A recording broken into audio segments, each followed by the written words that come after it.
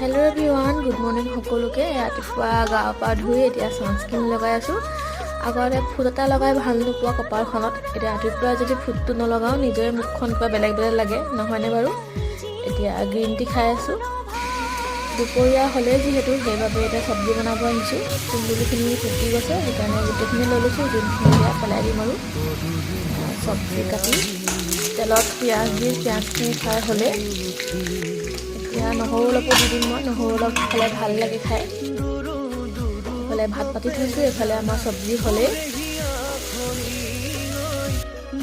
মাংস অলপো আছিলে, জালুক অকণমান দি গৰম কৰি উতলাই দিম। আমাৰ দুপৰীয়াৰ কাৰণে খানা ৰেডি হ'বই আৰু চাকৰি থৈছোঁ। তাৰ লগতে ৰাতিৰ কাৰণে মানুহজনে মটৰ অলপ তিয়াই দিব দিছিল। আমাৰ ভাত ৰেডি হৈ গ'ল, তেখেতো আহি পালেহি। মই এতিয়া খাব লৈছোঁ। খাবলৈ স্বাদিষ্টে হৈছে, জালুকীয়া যিহেতু।